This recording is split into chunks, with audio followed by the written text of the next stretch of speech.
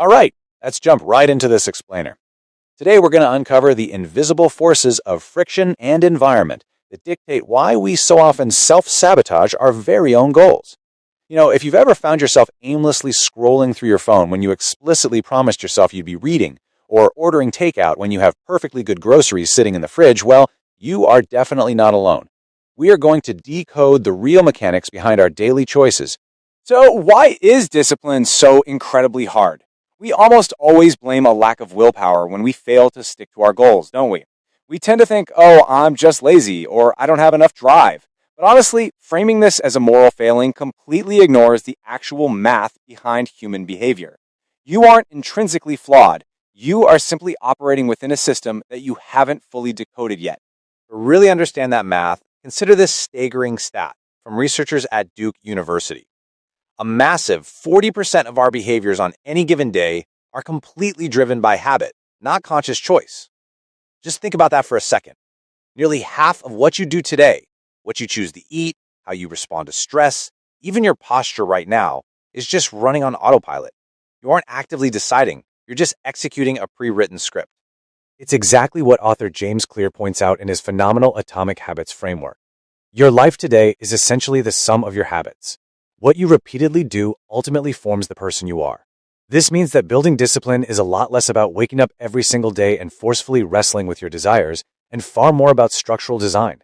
It's about engineering a life where the right choice is just the automatic one. There's this really popular framework that popped up in a deep dive discussion on Reddit, and it perfectly contrasts our goal direction with the path of least resistance. Now, your goal direction is where your conscious, ambitious self actively wants to go. But the path of least resistance, that's the effortless default we just slide right into when our willpower inevitably depletes after a long, exhausting day. If those two paths aren't aligned, the path of least resistance is going to win almost every single time, simply because gravity is on its side. Section 1. Nudges versus sludges and the invisible forces shaping behavior. To truly grasp why that path of least resistance is so undeniably powerful, we have to scale up from personal psychology to behavioral economics and take a hard look at the environments built around us. Enter a concept that literally dictates your daily life: sludge. Behavioral economists use this term to describe the obstacles that stand in the way of our goals. It's basically the dark cousin of the nudge. While a nudge gently pushes you toward a good decision, sludge manipulates your choices by increasing the effort, the time, or the administrative friction required to do the right thing. It's that hidden subscription cancellation button, or those wildly complex forms standing between you and getting something done. Section 2. The convenience trap. Let's look at a dietary case study. So, how exactly does this play out in the real world? Let's look at the American food supply to see how environmental sludge practically forces us down that effortless path. A really fascinating recent preprint study analyzed 3 different 7-day menus. All 3 of these menus mathematically aligned with U.S. dietary guidelines, but they varied wildly in how processed and convenient they were. The researchers designed a minimally processed menu, an ultra-processed menu, and a convenience-focused menu, all to reveal the massive real-world trade-offs we face at the grocery store. The contrast here is absolutely stark. The minimally processed menu scored an A for health, a 91 out of 100 on the Healthy Eating Index, but it was heavily penalized by a near 6 on the inconvenience scale. Conversely, the convenience menu was practically effortless, scoring a ridiculously low 1.91 for inconvenience, but nutritional quality plummeted down to a 74. If you're exhausted after a long day at work, that low inconvenient score has a magnetic pull. And when we look at shelf stability after actually opening the packaging, the gap widens even further. The minimally processed foods and even the standard ultra-processed foods gave you about 2 weeks of runway. But that convenience menu, it lasted a staggering 60 days. That is over 4 times longer. Think about it. That is a massive amount of sludge removed from your life.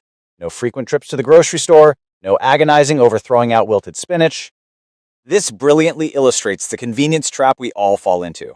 To achieve that incredible 60-day shelf life and super low prep time, the convenience menu relied on ultra-processed foods for a whopping 96% of its energy. The path of least resistance is highly processed because the environment has engineered all of the friction right out of it. Section 3. The real cost of food: time, money, and waste. Now, the sludge of trying to maintain a minimally processed diet isn't just about the time it takes to cook or grocery shop. It comes with a severe financial penalty that hits your wallet pretty hard. When researchers simulated a 52-week shopping cycle for a 4-person household, the convenience and ultra-processed menus saved a family over $2,000 annually compared to the minimally processed menu. Choosing the healthy, low-processed route literally costs you thousands of dollars extra every single year. That is a massive structural barrier for most people.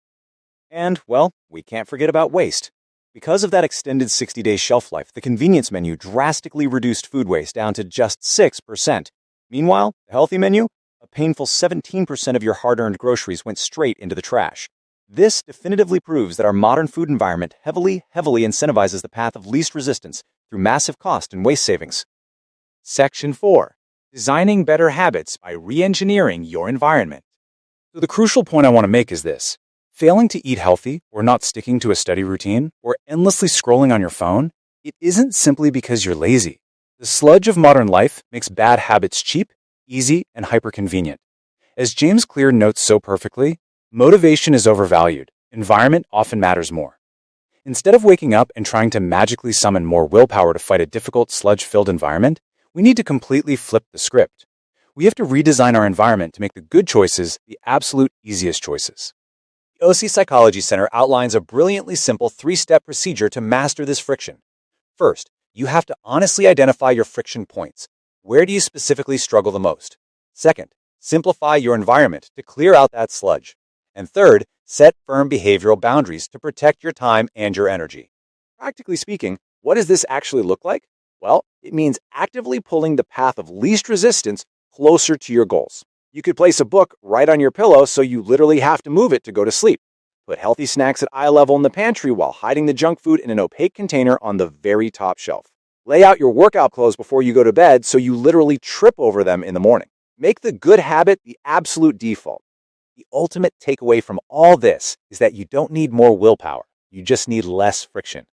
By systematically sweeping the sludge out of your own life and adding it to your bad habits instead, following through on your good intentions simply becomes the effortless math of your day. So, as we wrap up this explainer, I want to leave you with one final provocative question to really examine in your own life today. Where is invisible sludge making your bad habits just way too easy? And how can you re-engineer your environment right now to take your power back? It's time to start looking for that friction and start designing your way out of it.